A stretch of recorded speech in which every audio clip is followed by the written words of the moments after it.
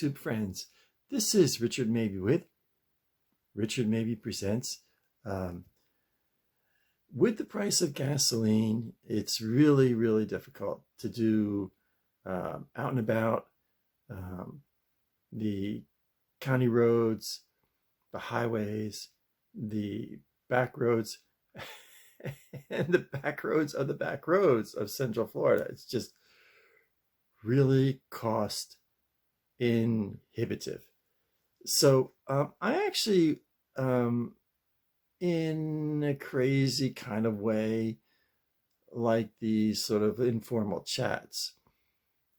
The old Sunoco hat. I feel like I'm at Gomer and Goober's filling station, talking to friends. Like just out on the front porch of Wally's filling station, talking to friends. For this episode, Richard Mabey Presents, I wanted to talk about one of the most influential forms of media in my boyhood years, starting at about 9 years old, starting about 5th grade, and on through roughly my freshman year of high school, and then sort of filtering out almost like a ship sailing across the, like you're on the shore and you see the ship sailing off in the distance. That was my sophomore year for this media. And this media is none other than Mad Magazine. Now, one of the first lessons I ever learned about the cost of inflation, the reality of inflation, was through Mad Magazine, because for the longest time, Mad Magazine was a quarter. And universally, myself and most of my buddies got an allowance of a quarter a week. And I think this is a small town in New Jersey. Maybe that, be a rich kid here and there, and he'd get $2 a week. Like, the kid that lives in the mansion, he gets $2 or maybe $5 a week. Back in the early 60s, there, early 60s to mid 60s. But for the most part, universally. Now, somewhere along in that line, I believe it was 1965, Mad Magazine went up from a quarter to 30 cents. Now, that meant a nickel. But that messed up the entire economic flow of kiddom, because there was no sales tax back then. So a quarter, you would buy, you get the quarter Saturday morning, go down to Mo's Sweet Shop, and I think Mo would have maybe 10 issues of Mad Magazine. I never understood that, because they would sell out real quick. So I like Mo a lot, a very nice man, but I never understood why, get more Mad Magazines, that they were selling a lot. But I guess there was a reason for it, because maybe if there was more, maybe instead of having 8 to 10 issues for each issue, maybe if there were 20, then you can say, oh, I'll get it any time. Maybe it created that demand, that supply and demand effect. But when it went to 30 cents, that meant the week before you got your quarter, you'd have to save a nickel.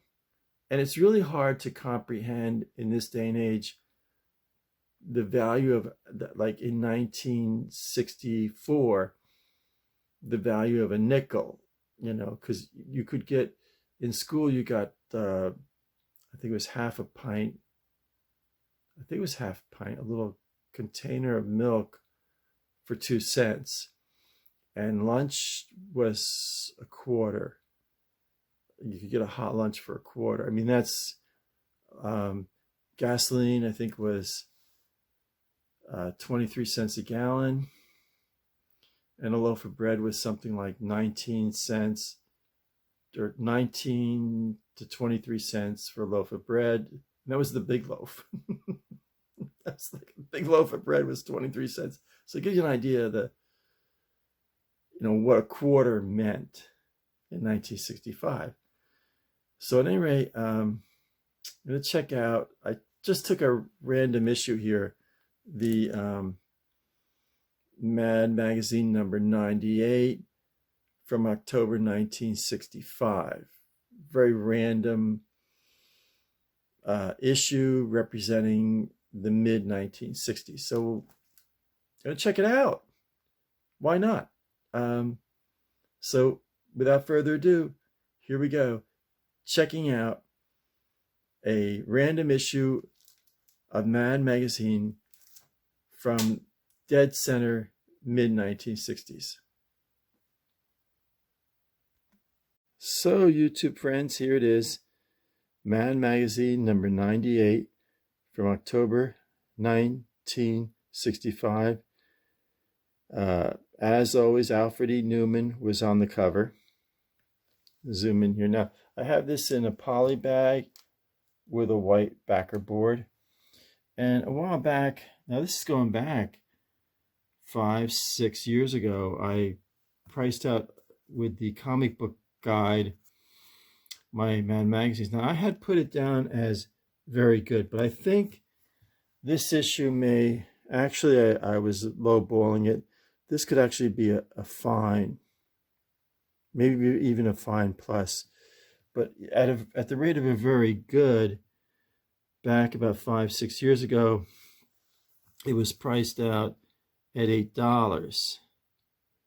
So there was the issue number, the month and year, and the price, going up from a quarter to 30 cents. Somewhere along in 1965, it went up from a quarter to 30 cents. But I thought I'd have the fun of taking it out of the poly bag and checking out some of the key pages here. I don't know how they did it, but they would printed Mad Magazine with no ads at all. But they always have these, in the back they'd have these sarcastic mock-outs of Madison Avenue. So Mad's greatest moments in advertising. This lady's flying through the door, felt chaps in his robe, and it reads, "The day that Ajax got the housewife out of the kitchen a little too fast." And I guess that was a campaign with Ajax cleanser that it worked so well. The housewife would be out of the kitchen in a flash. And I know by our standards, that's kind of a chauvinist perspective. The housewife is cleaning the kitchen. But just a sarcastic approach to Madison Avenue. Now this, I remember this all so well. This was a 50-cent issue. More trash from Mad. There would be reprints of issues that were published, say 3 or 4 years ago. And they would always have a bonus kind of thing in the issue itself. And I remember this was printed on newspaper quality paper. So it was a little bit on the fragile side, and it came in 2 parts, and the seam was right here. I remember where the checks kind of changed direction here, but it was right here.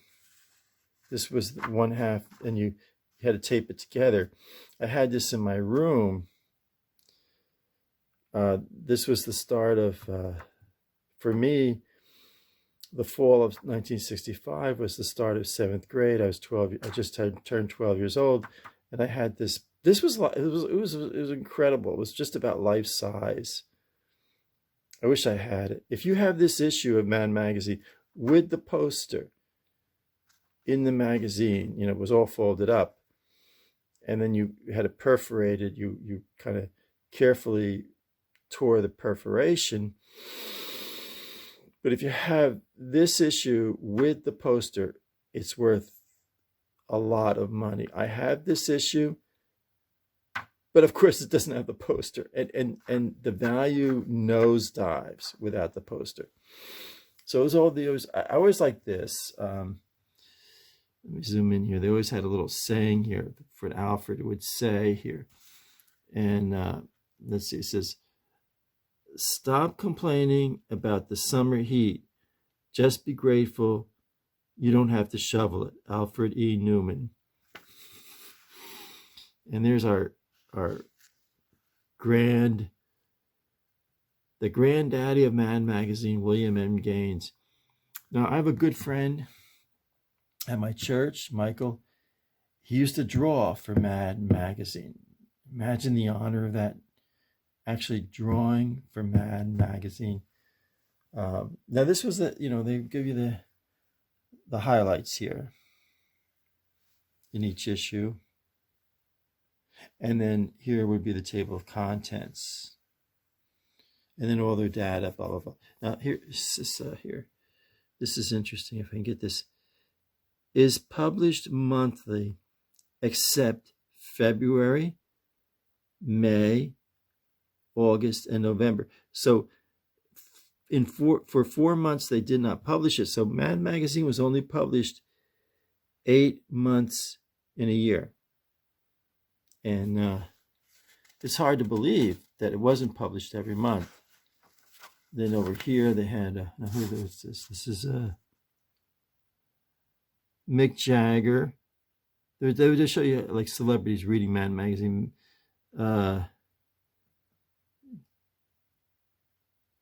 Jerry of Jerry and the Pacemakers. And then here they had Herman and the Hermits, Henry VIII. They had the hit Henry VIII and Mrs. Brown, You Got a Lovely Daughter. And let's see who they got here now. They got, oh yeah, who's this from? Donna Douglas from the Beverly Hillbillies, reading Mad Magazine.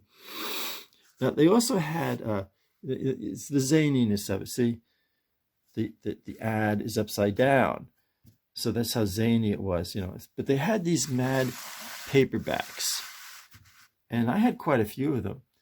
And during my time period, I guess it was about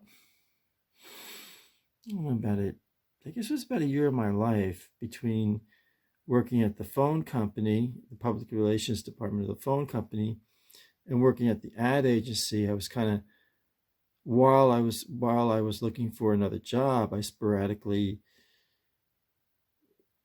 worked temp jobs, but I sort of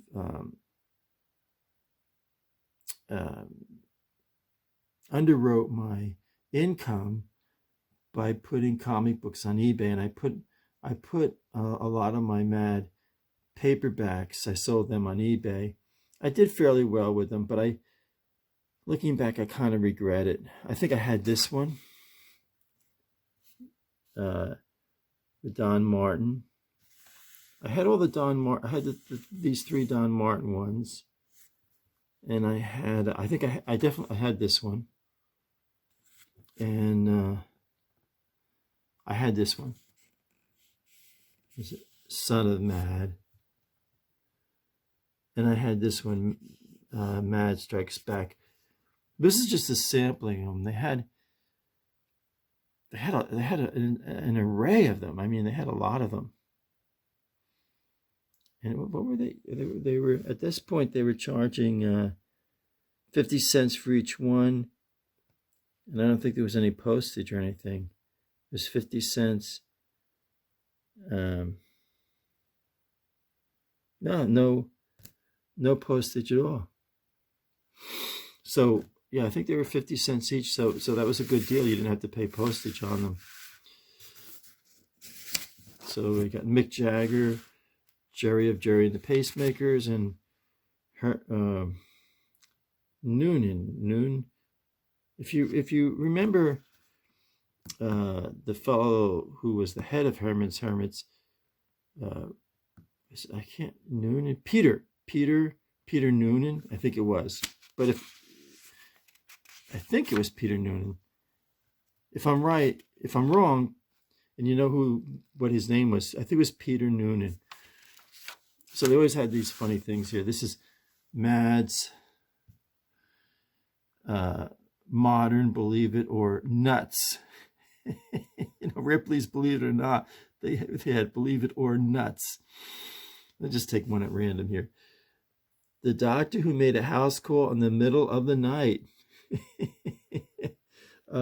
Dr. Nesbitt Rashley, a Denver, Colorado MD, was awakened at 3 a.m. by a patient who urgently requested his assistance. Although he argued that it could wait until morning and recommended she take a couple of aspirins, he finally gave in, got dressed, and to the astonishment of the medical profession, actually made a house call in the middle of the night. This was this era where the house call, 1965, was going out of vogue. And, they really had an excellent, outstanding way of, through sarcasm, of reflecting changing trends in our society. Let's just take another one here to see this. Joey Finster is a veteran borscht belt comedian, kind of like a, kind of almost like a Milton Berle kind of guy.